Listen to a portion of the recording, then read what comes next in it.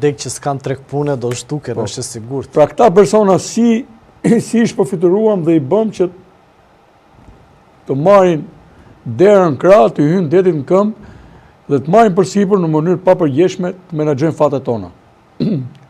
Pse ndodh kjo? Se ne heshtim kashi dukurive që duken thjeshta, por që kur them unë nuk ka premis për të ndodhur korrupsioni në Shqipëri, siç po ndodh, nëse ne kemi zgjedhje të lira të ndershme, të barabarta, të fsheta dhe periodike, dhe nëse ne nuk lejojmë të shkelet meritokracia.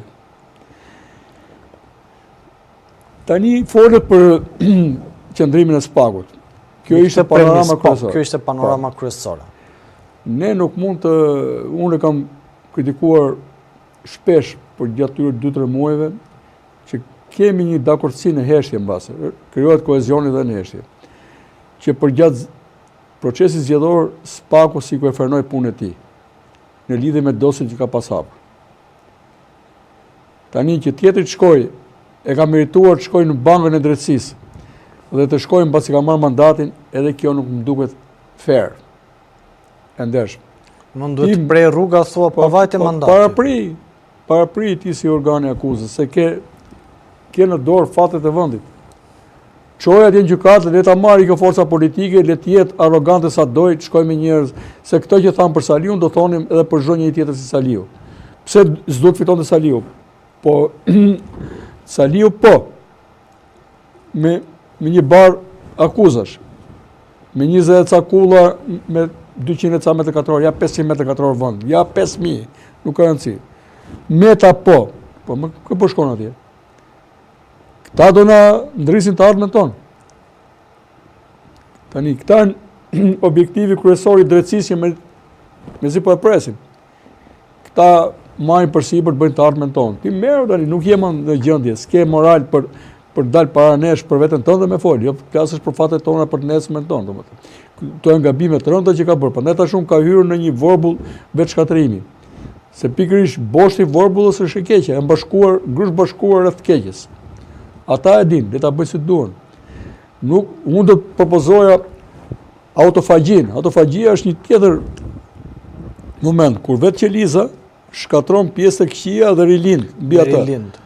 Po këta se kanë atë mundësi, se qendrën bërthamën kryesore kanë të keqen. E kanë të infektuar. Po pra, tani unë i shoh që do shkojnë drejt dizintegrimi total. Pra njerëz nga më kryesorët dhe stafit Berishës, që mbase 200 vjet zog kishin ngritur zërin kundër tij, nuk po ngren zërin direkt kundër tij sot. Por duke kërkuar drejtën e tyre, kanë dalë përballë tij. Edhe ai s'po i ndalon dot më. Ai më tepër që po jep deklarata tani, po flet për vitin 2022, nuk e di as vet ku është në disa momente. Kështu që të gjitha këto po flet për vitin 42? Po, kështu kanë nxjerrë deklaratë së pari. Lajtitet i ka tani të përditshme. Pra, unë mendoj që SPAK-u ka bërë gabim nëse ka dashur të mirë kuptoj të i lërë palet të qetë në fushat. Jo, edhe ne presim që ai të jetë domethënë rigoros në zbatimin e ligjit, të kemi lajme, për ne është lajmi mirë, nëse kjo e keqe që ne kemi përqarë, luftohet çdo sekond. Pra SPAK-u ka shumë punë. Edhe në fund fare të shqiptarëve nuk do vi drejtësia as nga zyrët e SPAK-ut realisht, as nga gjykata, nga salla e gjykatës. Drejtësia fillon ku shqiptarët ndryshojnë mendsinë e tyre dhe mbajnë bie nga brenda.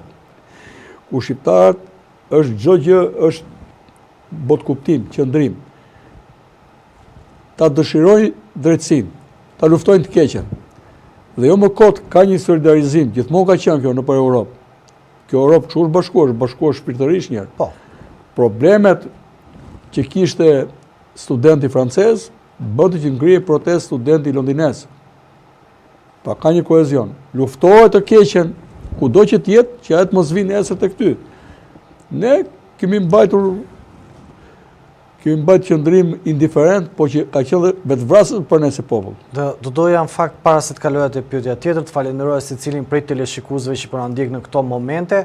Gjithashtu i ftoj që të komentojnë për këto çështje apo dhe për analizën që po bën avokati Romeo Kara dhe ju mund tipi mendimin tuaj, qoftë nga diaspora, qoftë nga Shqipëria, dhe mundet t'ja u lexoj dhe ta komentojmë këtu, por do doja që secili prej jush të bëj bashkëveprus, por dhe ta shpërndante këtë emision nga unë Ermal Peçi, por dhe çdo emision tjetër që ne zhvillojmë tu në Antena Televizion. Avokat, do doja një temë tjetër që ka marrë vëmendjen kryesore, duket tashmë Partia Socialiste 83 mandate, duket një trup i çelikt, ose një trup i vetëm, tha kryeministri Rama.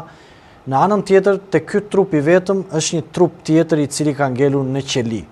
Por ka filluar të japi mesazhe të koduara, duke thënë unë e di se kush është Nesti Angoni, unë juve nuk ju kam asgjë, do t'ju shtyp, në anën tjetër ju thot, mbi të gjitha thot se cili për jush do ekzistoj karma, ju mendoni se mund të më vrisni politikisht, po unë do rikthej më i fort. Ky është Erion Veliaj, një prej njerëzve që ishte portretizuar si kryetari në hije i Partisë Socialiste, por sot gjendet në një moment vështirë. Gjendet pas sekurave, por ka zgjedhur të reagojë. Pyetja ime e parë është kush është Nesti Angoni? Dhe pyetja e dytë është a ka pasur një bashkëpunim PS-PD ndjes për të goditur Erion Veliajin, apo thjesht Erion Veliaj është viktimë e mënyrës se si ai qeverisi bashkin, ose e drejtoi më saktë bashkin. Tani, të mos e pranojmë ekzistencën e intrigave në odborin me pasëm të politikës shqiptare, nuk i bi deklaroj veten naiv pasaj. Se ku fillojnë e si mbarojnë intrigat, nuk ka rëndësi, por ne kuptojmë që zotëria në fjalë është i pak kënaqur edhe me të vetët. Dhe fakti që ka deklaruar në TikTok që do lidhe me Netflixin për të bërë serial, unë e shoh si shantazh pastër. Dhe uroj ta bëj atë serialin, edhe mos ta bëj bardhëzi, po me shumë ngjyra, të mos lërë gjë pa fotur. Megjithatë,